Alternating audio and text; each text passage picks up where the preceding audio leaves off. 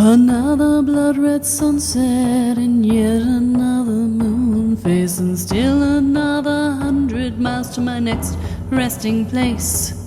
Driving down the road, eyes on the horizon.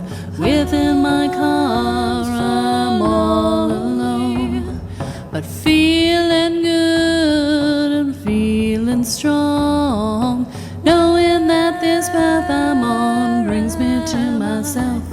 I'm driving, wondering. Hello and welcome to Spirit Sherpa, the show that helps you unlock your magic mojo. I'm Kelly Sparta, your host. And yes, Jules is not here today. So for those of you who know this show, you're going, wait, that's the wrong voice. Yes, it is. So, but I have Kathy here instead. So if you've been a longtime listener, you're going to know that. But before we do that, let me finish the opening discussion because, of course, I don't have it in front of me because I don't normally do this. It's not my job. Anyway, if you're new here, you should start with episode 1. If you are an intermediate student or more, you should start with episode 98. And if you are an advanced student, start with episode 200. So now I'm going to say Kathy's here again. So this is Kathy Shiren. Kathy has not been with us. And it's probably been a year and a half, 2 years, something like that. Yep, I think so. Yeah. So Kathy was on the show regularly when we were doing the mythology series. But Jules had a problem at work. They said, you can't podcast from here anymore. And she went, oh, crap. And now she's trying to figure out how to do it from home if it's possible and whether or not she's going to be able to continue on the show. So we're trying to figure that out. And so you're going to hear me doing this for at least a few until we figure it out. So, and Kathy has been so kind as to pinch hit for Jules last second and come in and talk with us about spiritual entrepreneurship today. So I'm really happy to have you here, Kathy. Thank you. So anyway, but today we're going to talk about the spiritual entrepreneur and the power of presence. But before we do that, I want you to introduce yourself again to the audience because you haven't been here in so long that, I don't expect people to remember you. So not that you're forgettable. You definitely are not. But, just to be kind to the audience. Yes. Okay. So tell people about you.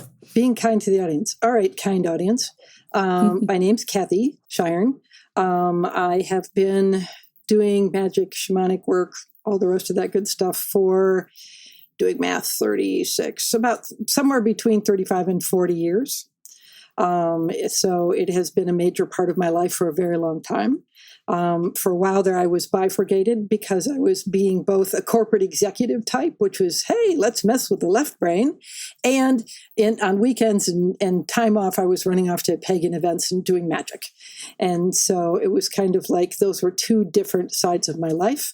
And then at one point I realized I really don't have to keep these separate anymore. And so I merged them back together and started using more, call them shamanic principles in work-related things, which presence is one of those. I also did a doctorate in transformational dynamics, where I'm an official FUD PhD, and I got the doctorate in looking at change. I wanted to know how people made effective change. And I wandered through psychology and psychotherapy as a disciplinary area, and organizational transformation and esoteric studies, and ended up looking at a particular ritual sequence on sovereignty to see, to assess it from all these different disciplinary perspectives as to, was this effective? Was it not effective? Were outcomes predictable, et cetera, and deriving actually a framework for how to make powerful transformational events or actions. So that was fun. It took a long time. It scared my PhD committee to death. They turned over 3 times. They're like, you're changing people. I'm like, yes, that's the intention. That's the point. That's the point. Exactly. Transformational event horizon. Run away if you have to. And they did. And they did. Yeah. The ones that stayed at the end said, well, working on your PhD with you changed us. And I'm like, duh. Yes, that's the point. But anyway, so it's been a fun ride. I've used the principles, shamanic magic, all the rest of that stuff in my life for a very long time, and have a number of, in fact, I can't think of any of my friends who are not in some way or another connected to magic. Once you get there, once you understand it, once you're working with it, you really want to hang with people that get that kind of energy and can ride the wave with you. Yes. Or at the very least be able to navigate the wave to you. Yes, that too. Yeah. Sometimes we don't ride the wave together, but we often will look at the wave and go, tsunami coming, get down, right? Tsunami coming, get the board.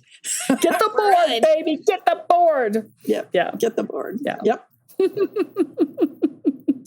Yeah, being friends with shamans is it's a really interesting life.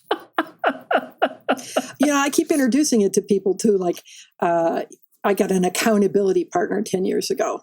And so I've been slowly talking about things about, well, she's got this surgery coming up. Well, I'll send you some good juju. We talk about this and that, and the other thing. And she's like, oh, okay.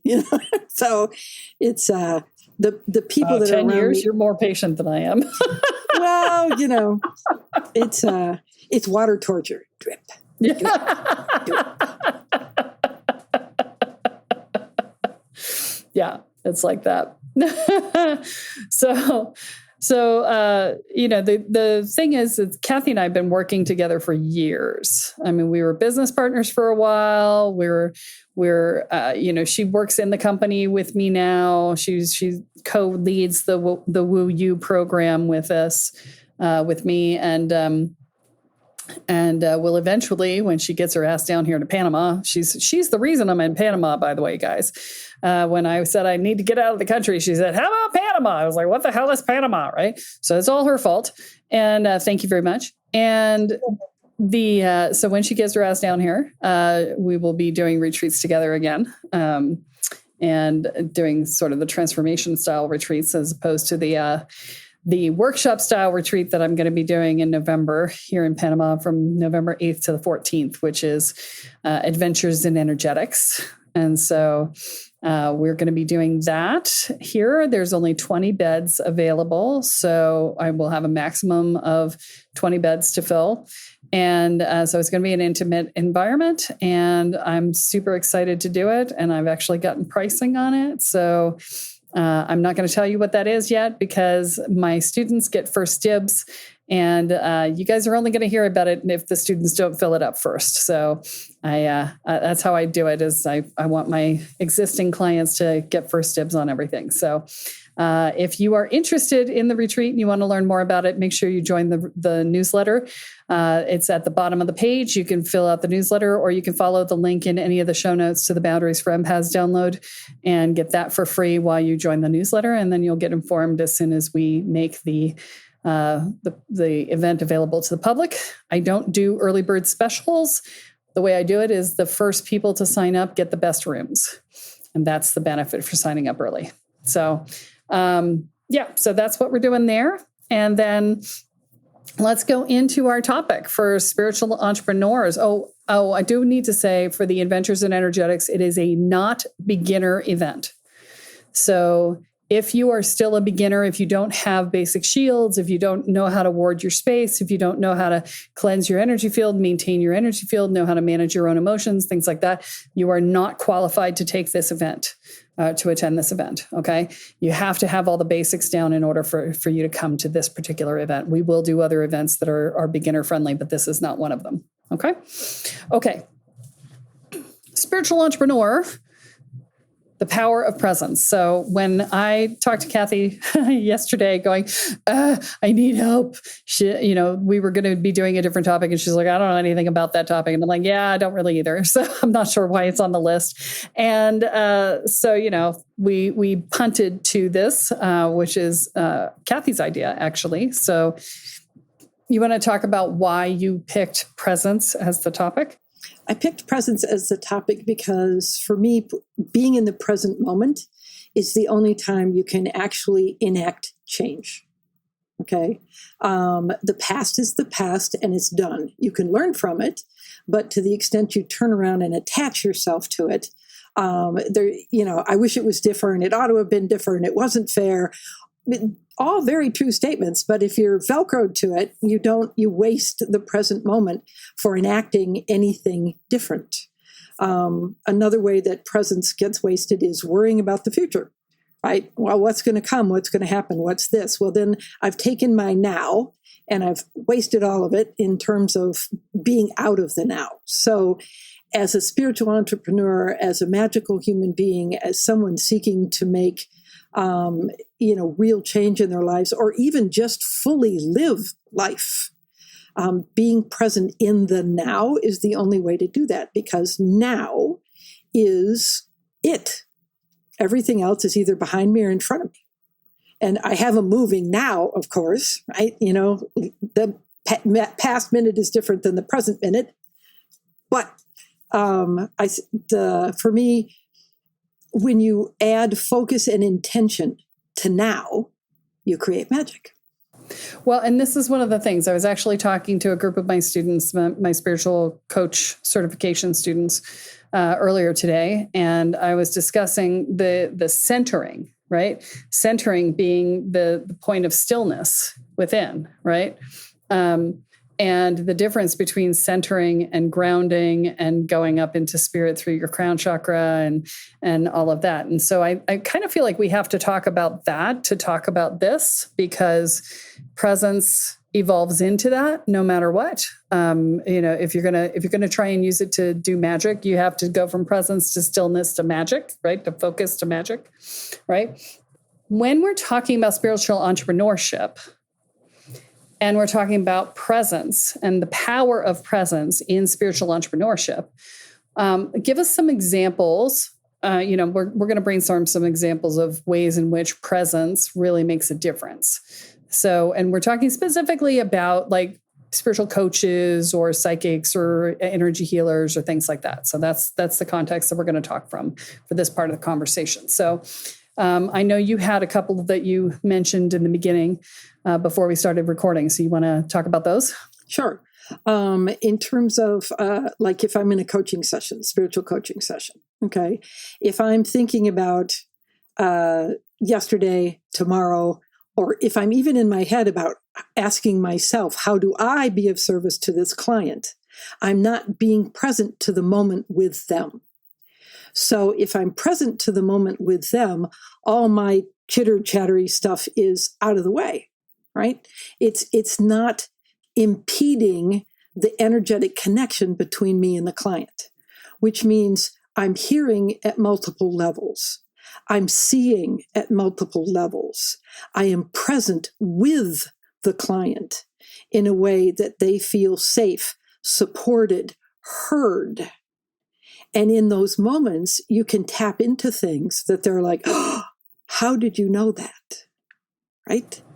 Yeah. Or you'll pull a random, quote unquote, random thing example, and they'll be like, oh my God, how did you know that was what's going on for me? It's like, well, I'm tuned in, right? Yeah, but you can't be tuned in if you're not present to them in that moment. And observational, even being present in the observation, like somebody who sits there with their feet up on the chair. Ooh, problems with grounding. Okay. Problems with anchoring, problems with feeling safe and supported because they're holding their feet up in the chair. They can't keep them on the floor. Okay. Because that isn't an okay place to be. We got to pull up. And that's just one interpretation. I mean, I'm not saying every time somebody has their feet in the chair, that's what's going on, because you have to be with them. You have to be present with them in order to get the fullness of what's going on. In traditional coaching, people listen, right? In spiritual coaching, you're still listening, but you're listening on all kinds of levels. And when you're present, you're listening on the energetic, you're listening on the mental, you're listening on the emotional, you're listening on the spiritual. You're taking all that in so that the coaching, the support, the healing that you can offer your clients is really of a full spectrum kind of place. But you can't do that if you're not present with them. Yeah. Well, and when you're listening at that level, when you're just taking in the information, it's like you're sitting in the soup of what they're delivering to you on an energetic, emotional, and mental level, right? And even, sometimes you're tapping into the ancestral lines, and you're tapping into past lives, and you're tapping into guides, and, all sorts of stuff. There's so many different dimensions in which you are operating that the human brain doesn't really do. And the human brain doesn't do multidimensionality well. And so it's more important than anything to be connected into the all that is, into yourself, into the present moment, in order for you to be able to hold all that information, because you're holding it in the larger realm and allowing the all that is to provide you with the answers that your brain is not equipped to provide. So people will ask me, how did you know that? And I'm like, it came to me, and it came to me because I'm holding it in the ethers, and I'm allowing it to be in multidimensional space, and I'm allowing the different elements of it to bang into each other until they go, and then there's the answer, right? And that requires not trying to control the conversation, not trying to control the dynamic, not trying to control the end result, not trying to jump to the answer before you've gotten all the information, because you'll always end up with like a third or a quarter or, an eighth of the answer, because you didn't get all the information first. You tried to jump to an answer first. And so when you allow everything to come into being in the ethers and to be informed by the language that's being used to convey it, because, the language that you're using is just this itty bitty little minuscule amount of information. And if you guys doubt that, binge like 15 episodes and tell me whether or not you're sleeping well because of this podcast, because I am downloading information to you here. So, take a night off every now and again if you're binging hard so that you have time to integrate, right? Because it's just the words are just the smallest minuscule amount of energy that is being put into this puzzle of the larger picture of the energetics of the person themselves, the belief structures that they're espousing as part of the things that they're saying, the ancestral line stories that have been passed down for generations, the past life issues that have been passed through to this life, the body memories of the emotions that are stuck in different places in the body, the ability to the emotions that they're not expressing right now in this moment because they don't feel safe or they don't feel like it's okay or whatever, the things that they're holding back and not actually giving voice to or giving availability to, the social dynamics of the country in which they operate, the family in which they were raised, the society in which they live. All of these things they play into the larger picture of what we are doing when we're doing spiritual coaching. And those combined together, I don't care how smart you are, because Kathy, you and I are pretty smart cookies. Kathy's a Mensa member. I could technically be, but I never wanted to be. But we're pretty smart cookies, but our brains can't hold all that crap. Right? There's no way your brain can hold all of that stuff at once. You have to allow it to be around you and sit in the soup of it and allow the things that are relevant for you to say in this moment to surface. And you won't be able to either sit in the soup or wait for it to surface if you're all attached to the outcome and trying to think about, what am I supposed to say next, and how am I being, and am I being good enough, and are they doing it?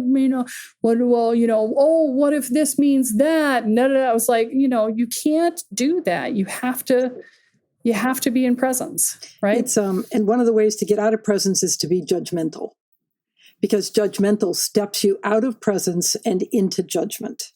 And it's judgmental on the client, judgmental on yourself. I mean, I remember when a message came through for me for somebody I recently met, and it was a very spiritual person, and I really wanted to make a connection to. And the message came through, call them and tell them this. And I'm like, you have got to be kidding me. I can't do that. I barely know this person. I'm going to call them up and sound like a complete Fruit Loop. Okay, this is the self-talk, right? And it wouldn't go away. It literally was a vision. and it wouldn't go away. I couldn't see anything else. And I'm like, oh, right already. So to just make it worse, when I called, I got the message machine. So I couldn't talk to them and get any sense for whether they thought I was losing it or not. I had to leave it on a message machine. And I had to say, okay, well, I don't know why, but I had this message and there's this image and it's this eagle and da-da-da-da-da-da. And I hope you don't think I'm a complete Fruit Loop. Thank you. Bye. Okay. And then I didn't hear from him for like a week and I thought, oh, okay, I'm done. This is not a friendship that's ever going to evolve. And I heard from him about a week later. And this guy was the Vatican's diplomat to the Middle East, who had been raised by his Yaqui Indian grandmother. Okay, so, and he was having a problem with a cardinal in a particular area. And that vision was the answer through Yaqui interpretation, which I didn't even know. I don't know Yaqui Indian nothing. Not that you even knew that he had a Yaqui Indian grandmother. Didn't. I knew he was the Vatican's diplomat to the Middle East. I didn't know anything else, right? And I knew he was cool. He goes, that vision was the answer for what I needed to do with the cardinal. And he says, I have no idea why you got it. And right. I'm like, yeah, me neither. Me neither, except that it pushed me to do something uncomfortable. Right. What you're talking about, what the brain can't hold. And then when you get in your own way, right? Of, well, I don't want to say this, they're telling me to say this, but I'll look like a complete dumbass, though, I'll lose my client. I won't get paid. I won't make my friend. Sorry, whatever else it is that is necessary, right? And you got to get out of your own way and be present. You got to let go of judgment completely and go with it, because there's a reason you're in the position you're in with the person that you're interacting with. And that's because you have that capability and can be of service to them in that moment. You said something that I want to come back to, which is so critical, which is, or crucial in this case, because critical would be a pun, which is when you step into judgment, you step out of presence. And it's not just, I wanted to add one more concept to that, because you said whether it's judgment of the client or judgment of yourself, but it's also judgment of anything that happened to the client. So if you have a client talking about having been abused in some way and you judge the person who did the abusing, you're still stepping into judgment and you're stepping out of the flow of the container. And so I actually worked with a client once, and I had her sitting in my living room and we were talking, and this went on for like 3 hours. I kept trying to bring it back into the place where she had to see, there was a thing she needed to see, right? And we would have a conversation. We'd go out way over here, and then we'd come back in. I'd pull it back in and try to land, and she'd go, and we're way over here now. And we'd come back in, and I tried to land for 3 hours. We went through this dance because she was in such resistance around hearing the issue. And if I had ever stepped into judgment, I would not have been able to do the thing that I did at the end, which was 3 hours later, I looked at her and said, okay, so if this and that, and that, and that, and that, and that, and that, all the things that we'd been talking about for 3 hours, I said, if all of that is true, then, and I pulled the string and collapsed the entire container into, then this must be true. And she just looked at me and she literally tensed up like she had been trapped inside the thing. And she looked at me and went, that was brilliant. This was her last try to not see it, right? That was brilliant. I can't believe you did that. I said, we're not talking about me. We're talking about this, right? And she was like, oh, okay. And I'm like, this is the thing. And she's like, okay, that's the thing. But it's still brilliant. Okay, you can talk about the brilliant, but after you say you get the thing. And she's like, yeah, right. But that had to happen, because she was, again, the smarter the person, the more difficult it is to get them to where they're going, because they will come up with way more avenues to get out of whatever it is that they're in when they're in resistance, right? The smarter they are, they're going to come up with different ways to avoid going into the thing that they know they need to go into. And so that's why I love working with really smart people, because they're used to being able to dance around other people. And when you are holding things in the ethers. You don't have to be smarter than them. You just have to be present. And spirit will look at you and go, thunk. Will go thunk, thunk. Every time there's something they're trying to take you to where it's not relevant, the spirit will go thunk. And you'll be like, no, we're not going to talk about that. We're coming over here. And there'll be a little push in their energy when they're talking about something that is relevant to the issue at hand. There'll be extra energy behind something they say, or they'll repeat themselves, or they'll avoid a topic entirely that was really obviously necessary to talk about. These are all ways in which you can tell that there's something going on. But every time they try to drag you down another avenue that isn't relevant, Spirit's just going to give you a little thunk. And you can say, nope, we're not talking about that. We're coming over here. We're going to talk about this. Or you can be quiet and ask Spirit for what to talk about, right? Which exactly, that comes back to presence. If you're not being present to the moment, then Spirit can go thunk, thunk, thunk all at once, but you're too busy thinking of something else, like, well, how do I get her back on track, and blah, blah, blah, blah, blah, blah. And you come back to the importance of presence in the whole process. I had somebody do that to me once. I'm one of those smart people that dances around. I finally got to somebody and they asked me the usual questions, and I did my usual dance routine. And they looked at me and said, that's complete bullshit. How about we talk some truth? And I went, oh, you're right. But I was ready in that moment. That was a person who was being present to me and where I was. And in that moment, I was ready to hear that what I was doing was bullshit. And I needed to get real, and I never forgot that. It was the right time at the right place, and it was because the person doing it was present to me and listening to that greater collective for what needs to happen here. Absolutely.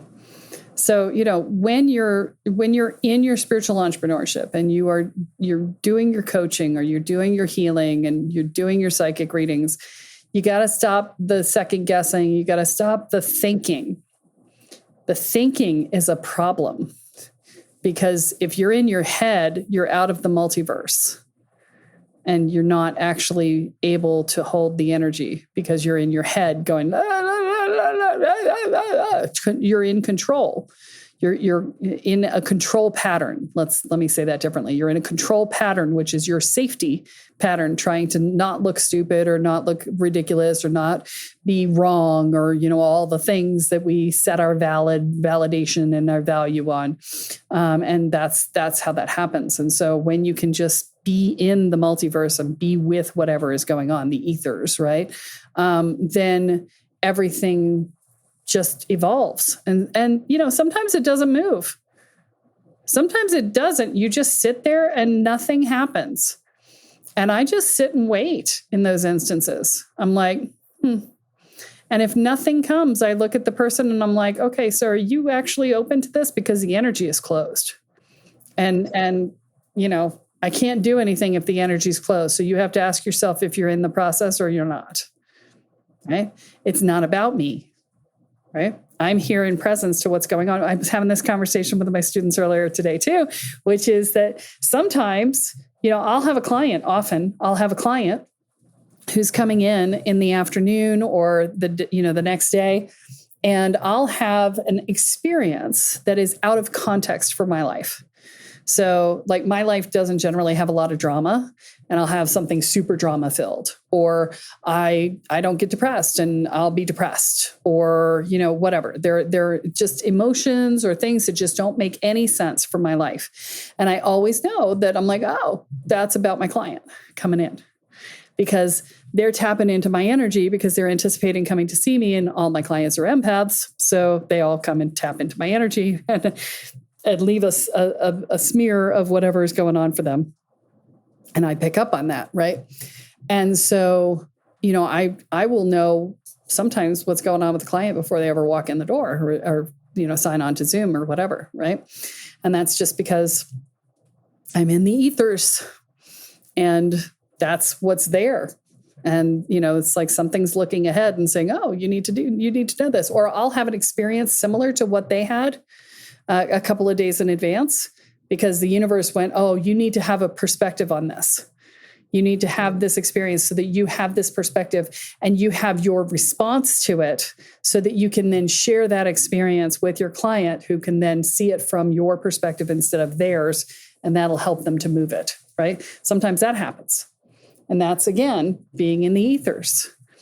And we talked about this a lot in the mythology series, where we were talking about how once you start to understand the mythology that forms the foundation of different cultural constructs, then the stories are actually incorporated into the energetics around us, whether the average person knows them or not. We are all, the children of our ancestors who all knew these stories at some point. And so it's built into the energetic framework, into the weave of the web of life. And when you know these stories and when you understand them and you can start to see things from an archetypal or from a mythological perspective, then you start to see how things like this happen. And you can see them coming because you're like, oh, we're in this archetype right now. We're playing out this story right now. Okay, so that means that something's going to come that's X, Y, or Z because this is how the story goes, right? And so, that is super helpful as well. And you can see that playing out in people's energy fields as well. And so all of these things go into being. This is being a life coach is different than being a spiritual coach. And it's a much more rich and vibrant world, but it's also a much more complex one when you're doing spiritual coaching because you're working on a different level. You're not in your head. Life coaching is typically done in the head. It's like, you're going to hear what's going on. I'm going to think through it. I'm going to help you think through it. We're going to work together. We're going to figure out the other side. Not whacking on life coaches at all. They absolutely have a value and there's a purpose to them. And this is not that, right? We are working on multidimensional levels and we are doing things that life coaches don't even pick up on most of the time. The best ones do, but most life coaches don't even pick up on. So, it's a different animal and therefore it requires different skill sets. And so, the presence practice and the stillness and the centering and the focus and the being with and sitting in the soup and not having to come to a conclusion too quickly and allowing things to surface and allowing things to come to you and listening for the thunk and listening for the push. And all of these things are part of being a great spiritual coach or being a spiritual coach at all, actually. So staying out of judgment and staying out of lust for results. Yeah, need for results, right? When you are attached to the result at a higher level than your client is, that is a dynamic for manipulation, and you will manipulate them rather than help them. So, yeah, we talked about that in another episode too. But yes, great reminder on that one. So, yeah, so that's kind of what we're talking about with the power of presence here. So, practice it, right? Practice the power of presence. PPP. PPP. Practice the power of presence. Mother, can I have some petite marshmallows in my hot cocoa? Yeah, there we go. Ha! Look at that. Please, may I have another bowl of presents? Now we're cross-referencing to Oliver. Okay. All right. And we're mushing things together and messing with people's brains that probably don't even know what the hell we're talking about it. So anyway, so Kellyism for the day is going to be, if you're not present, you're not doing it right. That's your takeaway for the day.